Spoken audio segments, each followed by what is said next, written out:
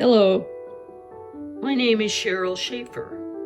I'm the producer and host of Veterans Helping Veterans TV. I have created a home TV studio so I may do interviews virtually. I'm showing you my TV studio, which I have created in my office den. This little setup allows me to do interviews virtually. So now we're capable of interviewing through Zoom and FaceTime virtual interviews. Now that we're all living in the age of coronavirus, I have not been able to film another episode at the Mid-Penn Media Center in Palo Alto. It was time to get on to Zoom, and now we will be creating interviews virtually. Our first interview is with Lucy Wong, an artist who lives in Arizona. I joined the United States Navy, the active duty as a woman, as an Asian. Also, that was very challenging. This is my African grave here at Dukey. I got into birds on active duty, and right now we're dealing with the COVID-19, staying at home. So, Lucy, what was your job classification when you were in the Navy? I was at 8506, and that's a med tech, running the laboratories. I really like science, Cheryl. I really like science and technology. What I did in the Navy was at 8506, that's a med tech, a laboratory technician. Mm-hmm. And I ran like chemistry lab, various blood bank, hematology. And in addition, also, I was attached to a reserve unit called PERBSMO 2419, Personnel Mobilization Team. So how long did you spend in the Navy? Altogether, 13, 14 years. Did you medically retire? Yes, I am. Okay. I got out of the Navy. I served my first term from 1980 to 84. I got out, and it was pretty rough for women back in those days. I can't imagine what the Vietnam era members went through, but I can tell you what I went through. And there was a lot of discrimination with being a woman in the service and also being American Chinese. But transitioning, I decided to transition out, and it was really rough. There was no help at all. I had to find my own way to the EDD. For example, when I worked in the El Segundo, California, in the corporate world there, I had a difficult time adjusting because I think people there didn't know what to do with me. Here I was a veteran woman, not typical. I don't look typical veteran in the military. And they had, I think, a very difficult time. So the EDD helped you because, that's what I'm retired as. I worked at the EDD as a vet rep. Glad you found someone because that's the whole reason they exist, is to help veterans transition out of the military. So great. So did you get a job right away, or did you go to college on the GI Bill? I went to college on active duty, and I had just a few more courses when I got out to get my 4-year degree. Oh, good for you and excellent. Did you do CLEP test? And do you know what those are? Yes, I do. Okay. Did not do CLEP tests. I took courses, going to classes, and then also some I did on, they did on like TV, and you had a few classes to meet like 4 times during that semester, that type of thing. It's all through classroom. Wow. When you got out of the military, you went to college on the GI Bill, right? Yes and no to your question. I went to college off-duty hours. So when I got out, I had most of my classes, probably 95% done. I probably had a couple more to finish. So I did that while I was out. Oh, that's great. I was the first person in my family who graduated from college. And it was really tough doing that while on active duty, as well as finishing the rest of it, because of my Chinese culture heritage. I was always, I was really determined to get out of poverty because my parents could not help me. And so education, I learned the value a lot. Yes, ma'am. And later on, I still value college, and then I went to graduate school later on, and I majored in a business degree. That beautiful quilt that you made that's hanging on your wall, and Sure. It is just really quite stunning. Sure, I'd be happy to tell you about it. It's called the Parrot Quilt, and when I was on active duty, I got into exotic parrots. That's another story in itself. And so I made this because of my love for the birds. And then I finally finished it. I entered into the 2020 VA, it's called this Creative Art Contest they have every year. So I did place first for Phoenix in this category.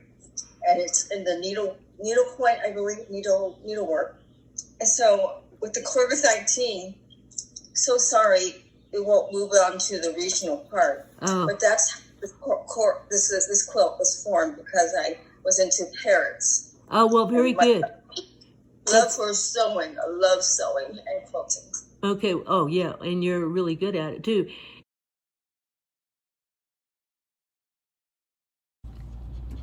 Hi, this is Lucy from Gilbert, Arizona. I'm here with Dublin. He's a Jack Russell.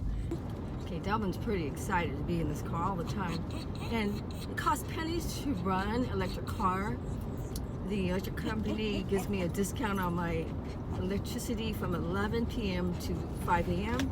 So I charge it at that time. And if during the day, if I have nothing else going on, I will charge it during the day because I have solar panel on my roof. So that's like nothing to run, nothing to charge it, just the renewable energy of using the sun. Hi, it's EV Lou here again. I'm driving my electric car, backing out. It's really hot today in Arizona.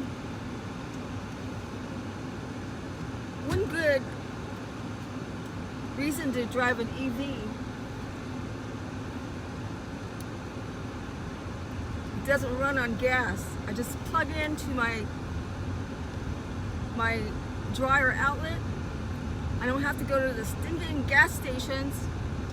And this is a good way to prevent COVID-19. And I think a lot of the truckers can appreciate that too, because what I've learned, truckers gotta pump up the gas and they put themselves at risk for the contamination of coronaviruses. So that's a good reason to drive an EV. Okay, I'm gonna sign out. Talk to you later. The Arizona Art Alliance for the Veterans started just over 7 years ago, and it's all over the Phoenix area, from Cave Creek to Phoenix to Mesa to Tempe, and there's probably a few other ones I left out. But there's classes all over the Phoenix area, so veterans can take advantage of any of the veteran art classes. Oh, I forgot Scottsdale. One in Mesa, and Laura Lee Stickle runs that one. And they started first off in portraits and fine arts. Not everybody wants to do that. I'm not a fine arts person. But Laura Lee, she opened it to arts and crafts, and we do some pretty awesome things. There was I have it in my workbench, but I was working on it today, so we started the Zooms yesterday. And then later on, Laura Lee, she needed people to lead the veteran art class, and I began to lead it too. And I've done classes how to use Chinese characters into art, and also I volunteered to do that again on Zoom, so veterans could just be inspired and go on their own to make art out of Chinese characters. Okay, this is for my first Zoom project. We had to use glue, Elmer's glue, and salt to make that. So I made a Hawaiian flower. Oh, that's great. And then I forget what you call these things in Hawaii, these flowers. I don't remember. Okay, well, I'm not sure, but it looks great. And so the point is that You have a creative, artistic outlet. Yeah, Dan. First of all, Lucy, we've known each other for what, 8 years? About 8 years now. We met out at Joe's. I was out there with my birds. Noel. Yeah.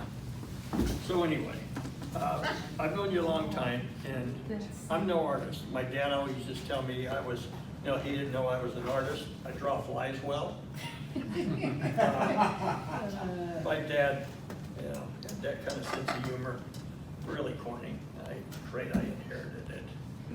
But anyway, Lucy, the reason when you told that story about people laughing, it's like, one of the things about artists is they do not see or interpret the world the same way as everybody else.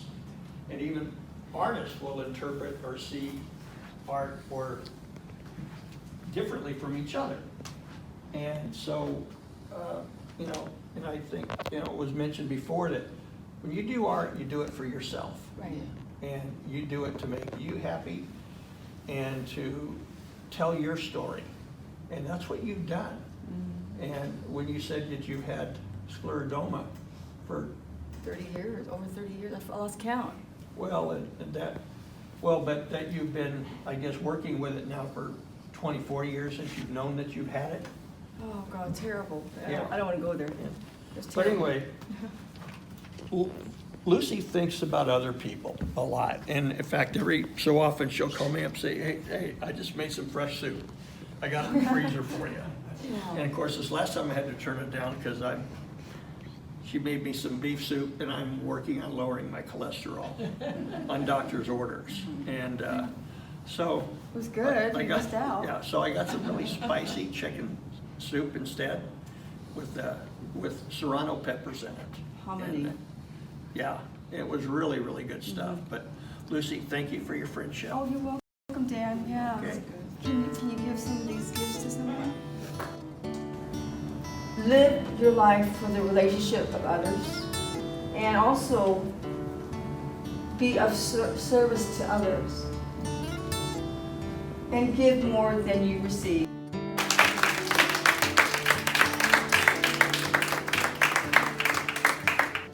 Says that on there from the Australian rock guys. Oh, thank you. Thank you, Elizabeth. Thank you. Thank you. And they had Chinese characters up there too.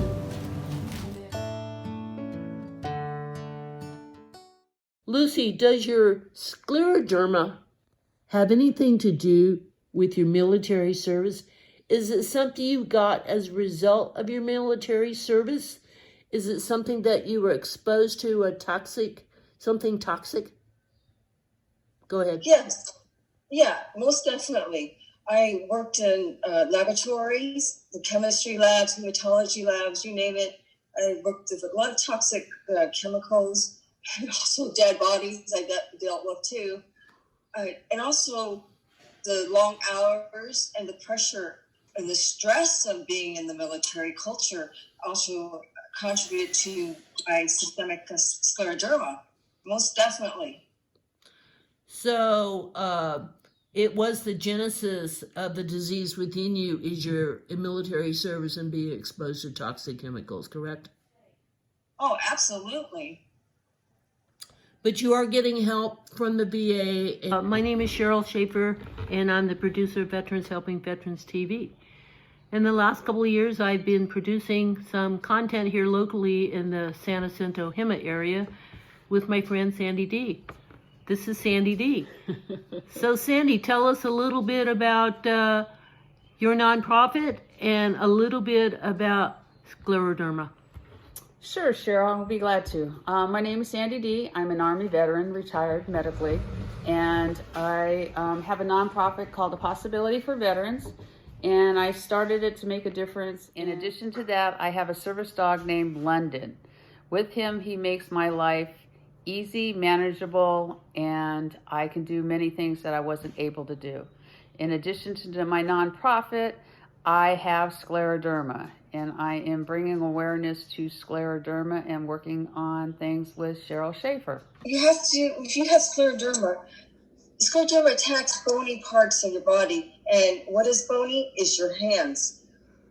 you have to use your hands to make them pliable, because if you don't use your hands, you will lose it. They will become fused, calcification, poor circulation. So you must use your hand. And sewing is just perfect because it's like a soft motion that I can use to keep them pliable. And I'm still able to use my hand after 30 years. Show us your hands.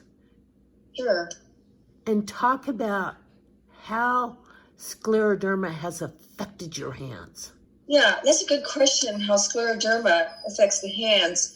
You can see a bit of a deformity from my hands, but I'm able to use them. But I must use them wisely. And I do have a homemade that comes to do the things that are like vacuuming and cleaning the bathrooms that are kind of harsh on the hands. So that helps prevent ulcers. I don't have any ulcers, thank God, because that would be like an open wound, and they're very painful. They can be on the tips of the fingers.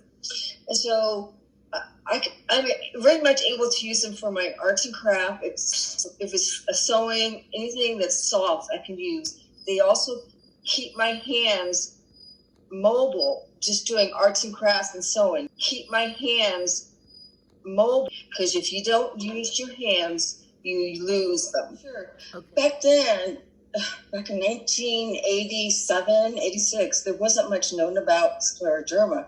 Didn't have nowhere to get any reference, because we have the Scleroderma Foundation, Scleroderma Research. We have so much stuff online. But back then, I went to so many doctors, but the Kaiser Permanente I had in Los Angeles paired me up with a lady doctor, Dr. Andrews, and she was the one that really first helped me understand that it wasn't in my head, as they were all saying. I just remembered him, Dr. Sheryl, I don't know, back in Egypt. He also helped me say that this was the diffuse type of scleroderma. Because there's two types, diffuse and limited. And he said, you have the limited, the diffuse one. And so from there, I started to get more answers what was really wrong. Hi, Lucy. You had talked about having scleroderma, and I saw you had a t-shirt on the other day that said Sjogren's. Could you kind of explain how Sjogren's has affected you? Sure, I'd love to. So you can have multiple conditions with scleroderma, and unfortunately, I'm very lucky to have Sjogren. And Sjogren is where it inflames the glands of one's body, and it happens like right behind here, the saliva glands, and it's 24/7. I have dry mouth. It's extremely dry. And luckily, the VA gives me Xylomel. And it's just so annoying. Having dry mouth, I may have to make sure I have one of these in my mouth and a cough drop, sugar-free cough drop, before I go to bed. Lucy, I know you get some help from the VA because you're a service-connected veteran. So can you talk a little bit about what they do for you? Yeah, they do a lot for me since I'm service-connected. For instance, they gave me a wonderful rheumatologist that I've known her for like 10 years, Dr. Neiman at the VA in Phoenix. I have a wonderful, the dentist is wonderful. He really gets it too, and the oral surgeon. There is some limited counseling. I think there's room for improvement there, but I have a wonderful homemade that comes. I was referred to Raquel, so that has been really helpful. She helps me around my house 3 hours a week. That's scleroderma. Lucy, if there was one thing that you could tell people about scleroderma that they're not aware of, what would you say? Sandy, thanks for asking that question. The one thing I would like the public to know about scleroderma is that we desperately really need a cure for that disease. If not that, something to slow it down. It has taken a lot out of my life. I could not have kids. We didn't know at the time. So having a family was out of the question as far as kids. And also, I wanted to be a military officer. Well, I can't do that because it's not physically qualified to do.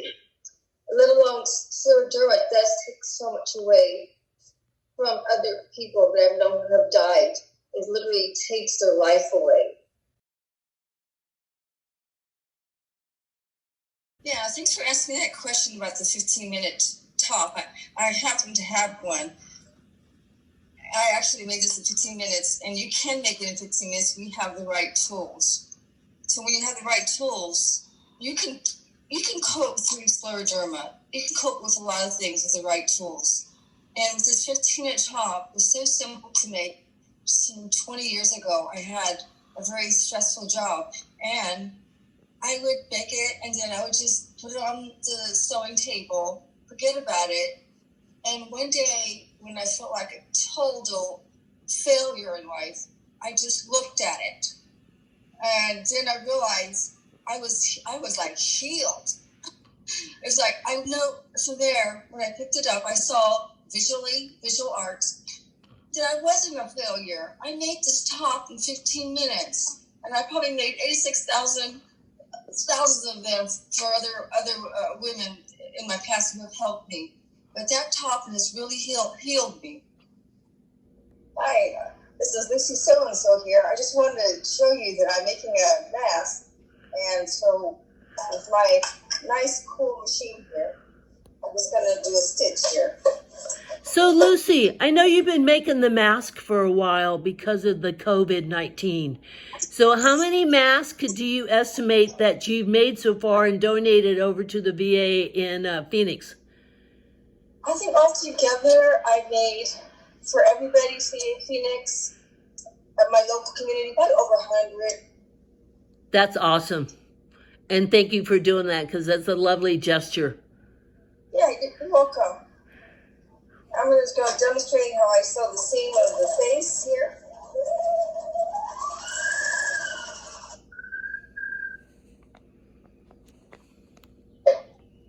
And that part's done. And then I just put the right on. So how long does it normally take you to make a mask? If I don't mess up, probably about 15 minutes. Oh. I applied for the Missions Continue Women's Veteranship Program, and I got picked the second time for it. And we had it early March before the COVID, and it was a successful meeting.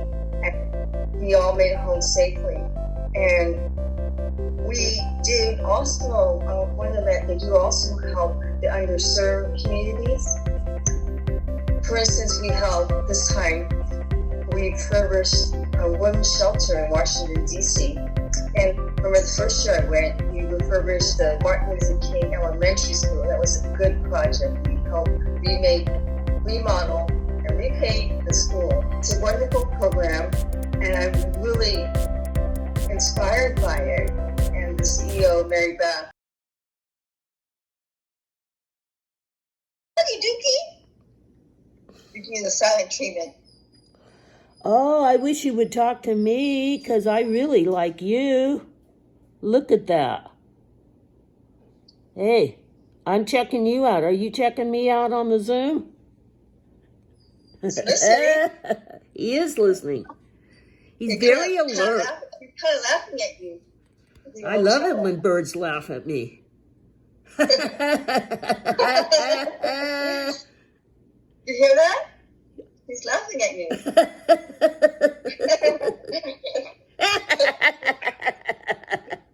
I love it. Funny, huh? Yeah, that is funny. Yeah, that's great. Did you get that? Did you get that? I did get He was that. laughing. He was laughing. Can you, hey, Dukey, now, what's his life expectancy? Like 100 years? Do they live that long? I was given the advice, they can live as long as humans, okay, and have short life, but the lifespans like humans. But with African grades, it's probably 40 to maybe 60 years. But I don't have enough lifetime to figure out, but that's just a guess, okay? Okay. He's 28. He's 28. So you've had him for 28 years, basically, right? Yeah, I got him in the San Diego pet store. Well, very He was good. out of the eggshell.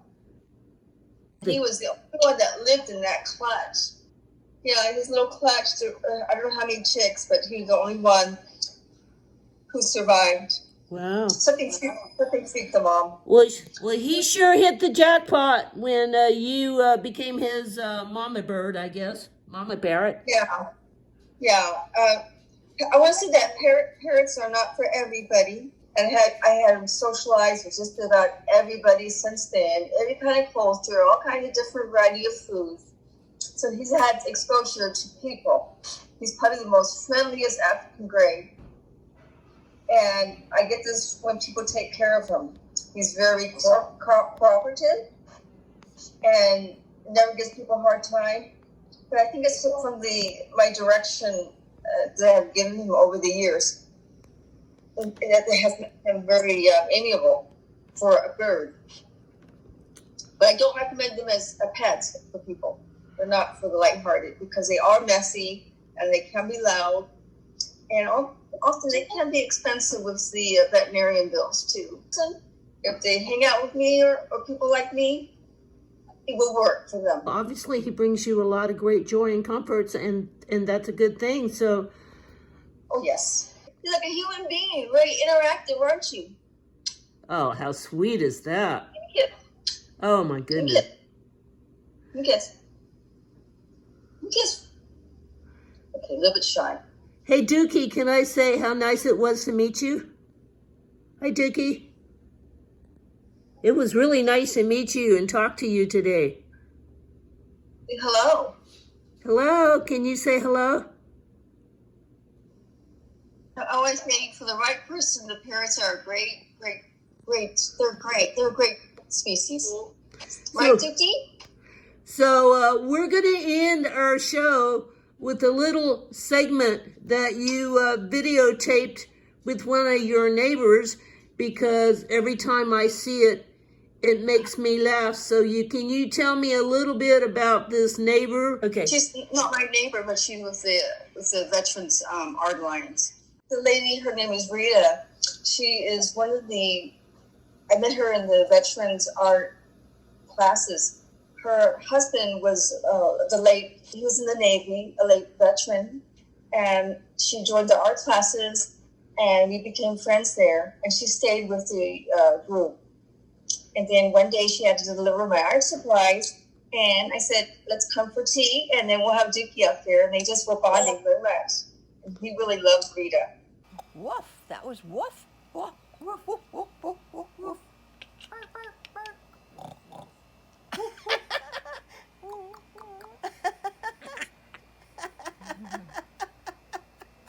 He's so funny. I like you, Dukey. You're a funny bird. Yes, you're a funny bird. Yes.